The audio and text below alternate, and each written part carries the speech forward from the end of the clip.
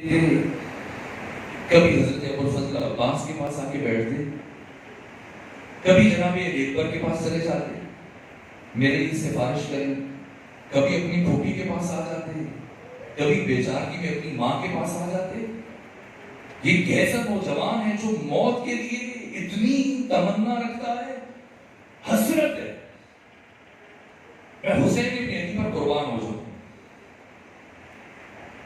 یہاں تک کہ ماں کے ہمراہ گئے سید الشہداء کے پاس، اور جناب ام فروہ نے کہا میرے قاسم کی قربانی قبول کریں۔ امام نے فرمایا کہ میرے بھائی حسن مجتبیٰ کی یادگار ہے، کس طرح سے میدان جنگ میں جانے کی اجازت دے دوں؟ ماں مضطرب ہے، بیٹا مضطرب ہے، یہ کربلا کی ماں ہے، بہت دیر فکر میں تھے۔ ایک وقت یاد آیا جناب قاسم کو، کون سا وقت؟ جب عمر 3.5 سال تھی اور آپ کے بابا کو زہر ملا تھا۔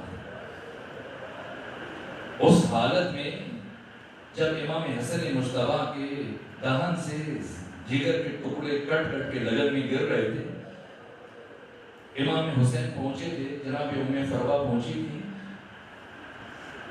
اس وقت ایک خواہش کی تھی امام حسن نے، امام حسین سے کہا تھا میرے بیٹے قاسم کو میرے سینے پہ لٹا، شاید میرے دل کو کچھ تسکین مل جائے، زہر کی شدت کا اثر کچھ کم ہو جائے۔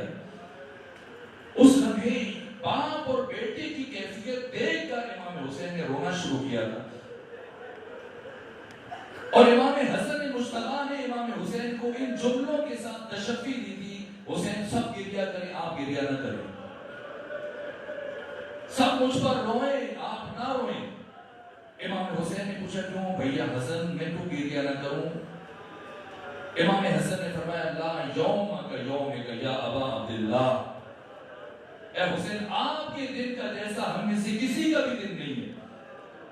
جو آپ کا روز شہادت ہوگا، جو آپ کی مظلومیت کا دن ہوگا، اس کے بعد اس حالت میں کہ امام حسن کے جگر کے ٹکڑے کٹ کٹ کے لگن میں گر رہے ہیں، خواہش کی بھیا حسین میں بھی لکھنے کا سامان منگوا دیں۔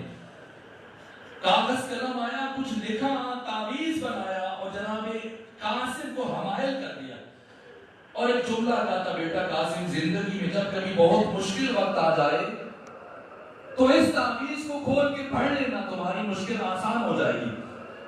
اور زندگی میں اس سے بڑی مشکل قاسم کے لیے کیا تھی کہ اپنے چچا حسین پر قربان ہونا چاہتے تھے، اور آقا حسین کی طرف سے اجازت نہیں مل رہی تھی۔ دفعتاً خیال آیا، بچپنے کی بات یاد آئی، اس تعویذ کو کھولا، جیسے ہی دیکھا چہرہ کھل اٹھا، اپنی ماں کو ساتھ لیا، دوبارہ امام حسین کی بارگاہ میں آئے۔ جیسے ہی امام حسین نے اس تحریر کو دیکھا، اشک جاری ہوئے، کہا خدا رحمت کرے میرے بھائی حسن مجتبیٰ پر، جس نے اس زہر کی شدت کی حالت میں بھی مجھے فراموش نہ کیا۔ شہید مرتضیٰ مطہری کہتے ہیں چچا بھتیجا اس طرح سے باہم لپٹ گئے، دونوں نے اتنا گریہ کیا کہ دونوں غش کھا کر خاک کربلا پر گر گئے۔ اتنی محبت تھی امام حسین کو جناب قاسم کے ساتھ۔ مجبور کہتے ہیں میں بڑا مجبور ہوں، میرے بھائی کی خواہش ہے، اب میرے پاس دوسرا راستہ نہیں ہے، تیار کیا، اپنے بھائی حسن کا امامہ قاسم کے سر پہ باندھا۔ کربلا کا واحد شہید ہے جناب قاسم ابن حسن، جنہیں امام حسین نے روز عاشور کفن پہنا کر میدان جنگ کی طرف بھیجا۔ مجھے نہیں معلوم اس کا راز کیا ہے، اس کی حکمت کیا ہے، اور جب جناب قاسم کو روانہ کیا، دشمن کی گواہی دیتا ہے، دشمن کے سپاہیوں کا یہ بیان ہے، ہمیں ایسے لگ رہا تھا جیسے 14ویں کا چاند ظاہر ہوا۔ اس درجہ حزین، اتنے وجیح جناب قاسم ابن حسن میدان جنگ میں آئے، صرف فقط 13.5 برس ہے، لیکن ابوالفضل عباس کے یہ شاگرد جیسے ہی پہنچے، جو بھی مقابلے میں آتا ہے زیادہ وقت نہیں گزرتا، بڑے بڑے قاتلوں کو، بڑے بڑے دشمنوں کو فنار کرتے چلے گئے، یہاں تک کہ ایک مرتبہ عمر ابن سعد غصے میں آیا کہ بھلا یہ چند برس کا بچہ میرے اتنے بڑے بڑے جرنیلوں کو، میرے بڑے بڑے فوجیوں کو مارے جا رہا ہے۔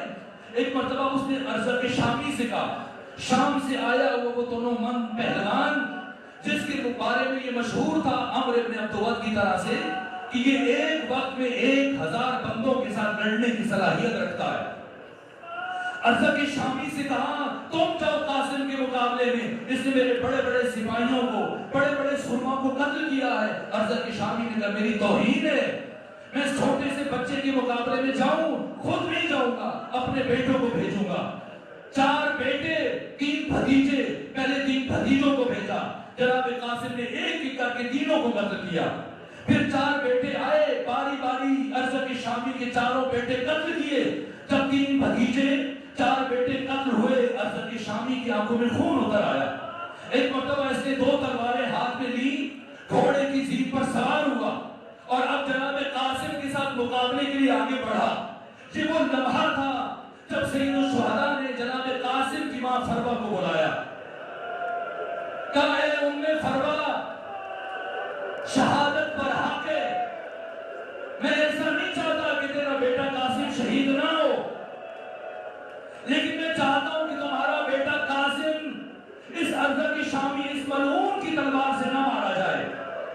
ام فروا جائے نماز بچھاؤ, اللہ کی بارگاہ میں دعا کرو, اللہ تمہارے بیٹے قاسم کو اس لعین پر کامیابی عطا کرے. یہ کربلا کے روز عاشور کا غیر متوازی اور انوکھا مقابلہ تھا. ادھر سے حسین کے باقی ماندہ ساتھی دیکھ رہے ہیں, بیویاں خیمے کے دروازے پر کھڑے ہو کر, ادھر یزید کی فوج دیکھ رہی ہے. ارزق روز عاشور پہلی مرتبہ آیا ہے, اور کس کے مقابلے میں, 13.5 برس کے بچے کے مقابلے میں. اس نے گھوڑے کو اینٹ لگائی اور اس طرح سے گھوڑا دوڑاتا ہوا جب آیا, اللہ رے قاسم ابن حسن مصطفیٰ کی شجاعت کا کیا عالم تھا. خود کو ابو الفضل العباس کے شاگرد نے ایک مرتبہ گھوڑے کی زین پر اٹھ کے کھڑے ہوئے اور پھر اونچائی سے قریب پہنچ کر ایک ایسی ضرب ماری ارزا کے شامی کے سر پر, اس کے سر کو شکستہ کیا. حسین ابن علی نے داد و تعظیم کی آواز بلند کی. کربلا کے ریگستان میں نعرہ تکبیر کی آواز بلند ہوئی. بس ارزا کے شامی کا گرنا تھا. عمر ابن سعد پریشان ہوا, ایک مرتبہ کہا چاروں طرف سے ٹوٹ پڑو, سب مل کے قاسم ابن حسن پر حملہ آور ہو جاؤ.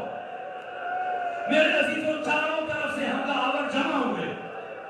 جس کے پاس نیزہ تھا وہ نیزہ مار رہا تھا, جس کے پاس تلوار کی تلوار چلا رہا تھا, جس کے پاس کوئی ہتھیار نہ تھا وہ پتھر مار رہا تھا.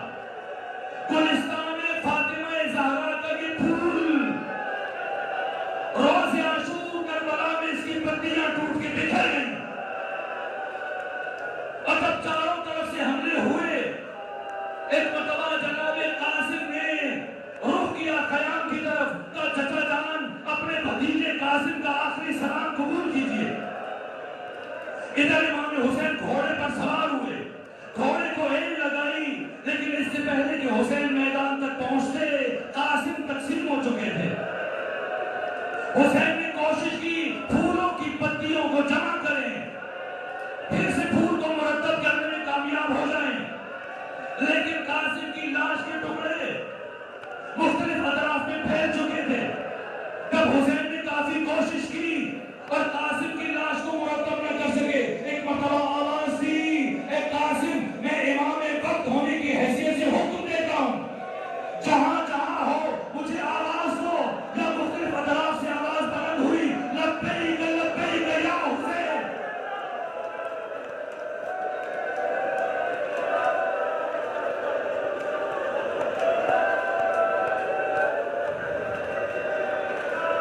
قاسم کی لاش کو جمع کیا.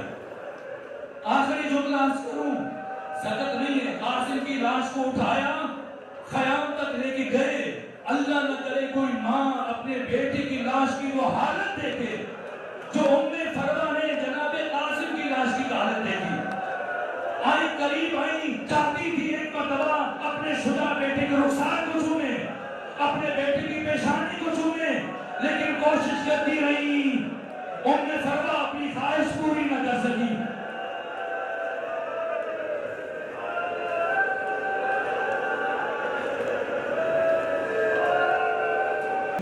پابند اصل لاشوں سے جو گزرے اہل حرام, ہر بی بی اپنے प्यारों से होती थी विदा करके मातम। एक बीबी फातिमा बिन्ते हसन, पामाल बदन कासिम की बहन, किसी एक जा से रुखसत न हुई, किसी एक जा से रुखसत न हुई, टुकड़ों में जो था भाई का बदन।